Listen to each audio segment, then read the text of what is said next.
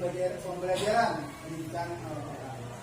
Baiklah, untuk memulai hari pembelajaran kita ini, lebih baik kita mulai dengan berdoa. Baiklah, untuk memimpin doanya kali ini, persilakan kepada saudara.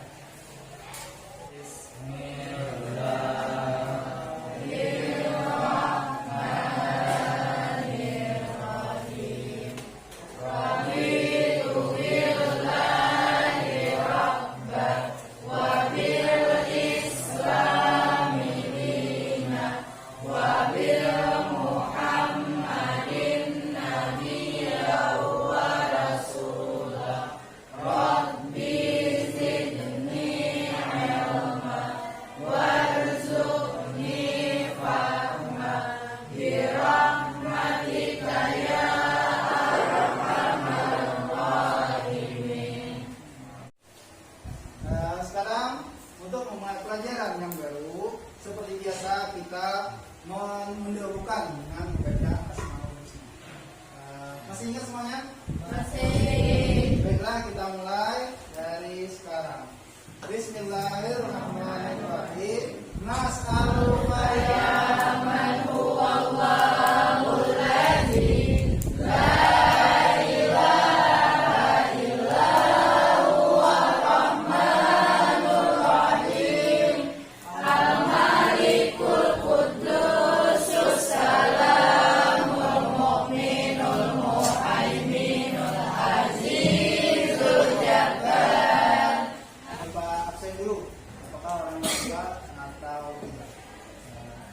panggil. Yang pertama adalah Abizar Ahmad Alfian, Agam Taruna Buyangga, Ahmad Najib, Aida, Ahmad Fauzi, hadir. Assalamualaikum. Waalaikumsalam. Mohon maaf Pak, izin tadi mengantar ibu ke pasar, jadi terlambat. Oh ya, silakan kembali ke tempat. Iya, terima kasih.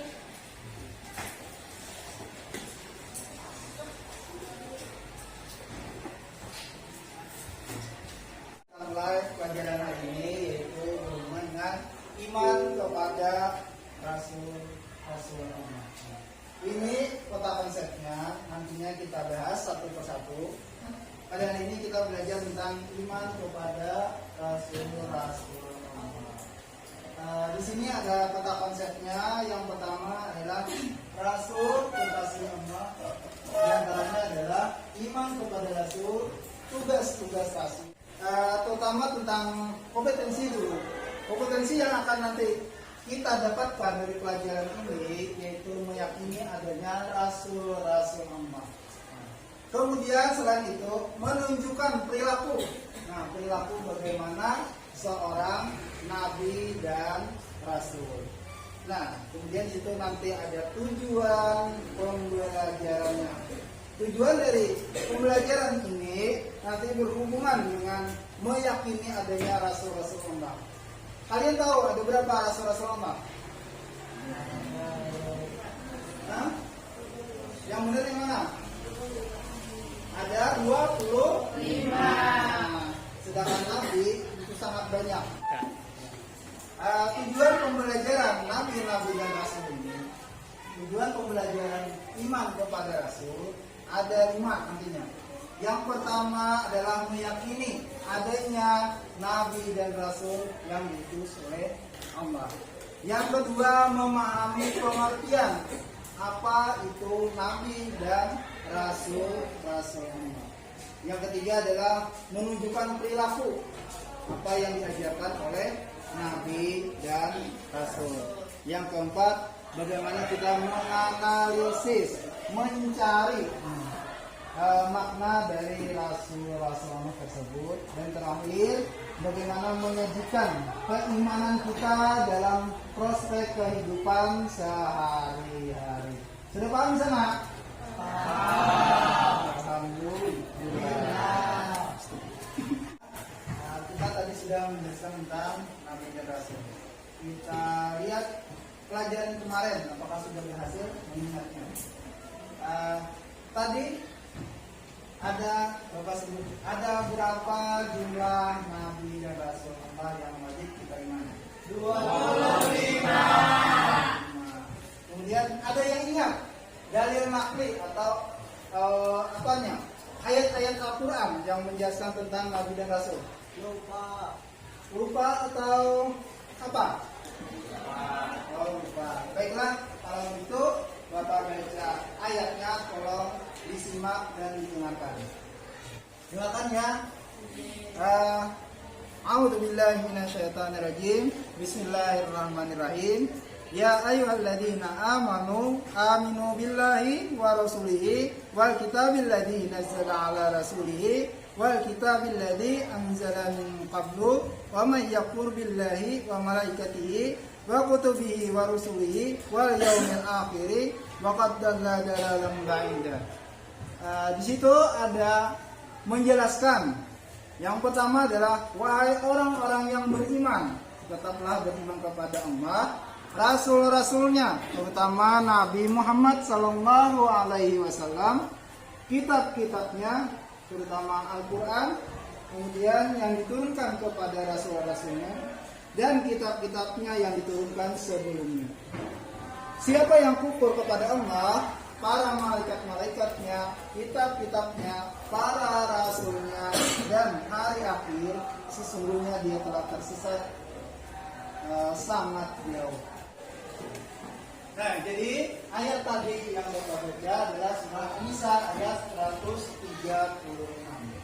Nah, itu melambangkan bahwa kita sebagai orang yang beriman tetaplah beriman kepada Allah dan Rasul-Rasul. Itu wajib. Nah, intinya yaitu kita harus beriman kepada Allah. Iman kepada Allah termasuk dalam rukun iman. Nah, karena tadi ada 6, terutama di sini ada iman kepada Allah, kepada Rasul, iman kepada Allah dan lain-lain. Baiklah, agar kalian mudah memahami materi ini, silahkan lihat video berikut. Assalamualaikum warahmatullahi wabarakatuh. Apa kabar semuanya? Semoga selalu sehat dan terus semangat ya. Pada kesempatan kali ini, kita akan belajar tentang Nabi dan Rasul. Coba nih, yang lagi nonton, kamu tahu nggak siapa Rasul pertama yang diutus ke muka bumi? Apakah Nabi Adam, yang merupakan manusia pertama yang ada di bumi? Apakah Nabi Idris, Nabi yang sangat cerdas dan penemu cara menjahit? Apakah Nabi Nuh? Pasti kita semua tahu bahwa Nabi Nuh itu sangat jago bikin perahu. Coba tebak, kamu bisa tulis jawabannya di kolom komentar. Nanti kita cek apakah jawaban kamu sudah benar atau belum. Kita langsung aja ke jawabannya ya. Rasul pertama di muka bumi itu yaitu bukan Nabi Adam, juga bukan Nabi Idris. Betul, jawabannya adalah Nabi Nuh alaihi salam. Jadi, Nabi Adam dan Nabi Idris merupakan seorang nabi, tapi bukan seorang rasul. Sedangkan Nabi Nuh adalah seorang rasul, dan kalau dia seorang rasul, sudah pasti dia juga seorang nabi. Apa sih persamaan dan perbedaan antara nabi dengan rasul? Mari kita simak penjelasan berikut ini. Nabi dan rasul sama-sama mendapatkan wahyu. Bedanya, wahyu yang didapatkan oleh seorang nabi tidak wajib diajarkan kepada orang lain. Sedangkan wahyu yang didapatkan oleh seorang rasul harus diajarkan kepada orang lain. Kamu tahu nggak, ada berapa jumlah nabi dan rasul? Salah satu sumber menjelaskan bahwa jumlah nabi itu ada 124.000 dan jumlah rasul ada 312. Banyak banget ya. Tapi yang harus kita ketahui hanya 25 nabi dan rasul. Kamu sudah hafal belum? Coba kita hafalin yuk. Dimulai dari Nabi Adam, Idris, Nuh, Hud, Soleh, Ibrahim, Lut, Ismail, Ishak, Yakub, Yusuf, Ayub, Syuaib, Musa, Harun, Zulkifli, Daud, Sulaiman, Ilyas, Ilyasa, Yunus, Zakaria, Yahya, Isa, dan yang terakhir adalah Nabi Muhammad SAW. Kamu bisa menghafalkannya menggunakan nada dari kelompok nasyid Raihan atau nada yang ada di video animasi Nusa dan Rara. Link videonya bisa dicek di deskripsi ya. Kita lanjut ke materi berikutnya. Kenapa Allah Subhanahu wa Ta'ala mengutus Nabi dan Rasul ke muka bumi? Apa sih tugas yang harus mereka tunaikan? Tugas yang pertama, Nabi dan Rasul merupakan pembawa ajaran tauhid.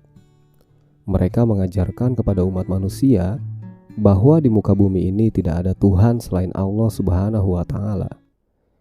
Tugas yang kedua, para nabi dan rasul membawa kabar gembira kepada hamba-hamba Allah yang taat, agar mereka semakin semangat dalam beribadah dan bersabar saat menghadapi cobaan. Tugas yang ketiga, nabi dan rasul memberikan peringatan kepada manusia yang ingkar, manusia yang tidak mau mematuhi perintah Allah Subhanahu wa Ta'ala. Mereka diperingatkan agar mau bertobat dan kembali ke jalan yang benar. Tugas yang keempat, yaitu membina akhlak manusia. Sebagaimana dijelaskan dalam hadis Nabi yang berbunyi, Innama bu'aitsu liutammima makarimal akhlak. Kata Nabi Muhammad, ia diutus ke muka bumi untuk menyempurnakan akhlak. Agar kalian paham tentang Nabi dan Rasul, tentang iman kepada Rasul-Rasul, kita buat kegiatan hari ini yaitu kerja kelompok. Dalam kerja kelompok nanti Bapak bagikan ada beberapa lembar soal, ada beberapa lembar tentang kegiatan peserta didik, kegiatan kalian, supaya apa yang Bapak inginkan kalian paham dan semua yang kalian dapatkan itu mendapat berkah. Amin. Nantinya Bapak buat kelompok, silakan nantinya kita kumpul di perpustakaan.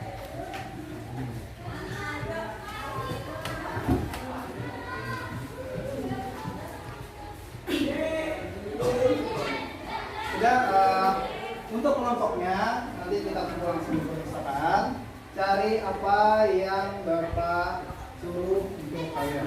Terima kasih, kita langsung dulu ke sana.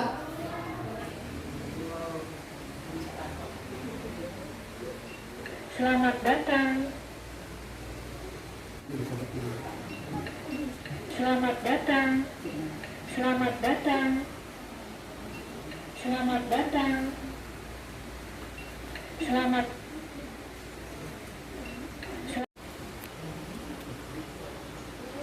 Assalamualaikum Bu. Waalaikumsalam. Kami izin menggunakan perpustakaan untuk kegiatan pembelajaran pendidikan agama Islam. Izin bertanya Bu, di mana tempat buku pendidikan agama Islam? Oh iya Bu.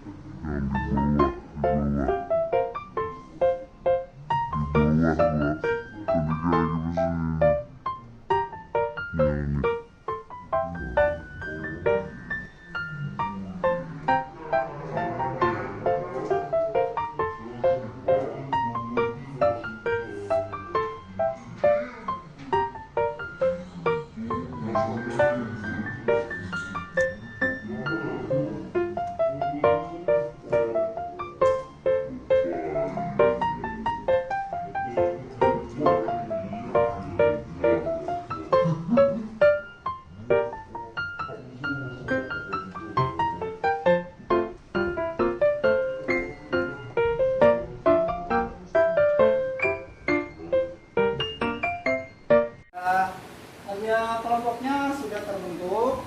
Hari ini silakan buka pelajaran tentang iman kepada Nabi dan Rasul. Setelah ini Jawablah apa yang Bapak berikan tadi melalui lembaran-lembaran kerja siswa. Pak, Ya, selain menggunakan buku, bolehkah kami menggunakan handphone? silakan sebagai media apapun boleh digunakan di perpustakaan ini. Silakan.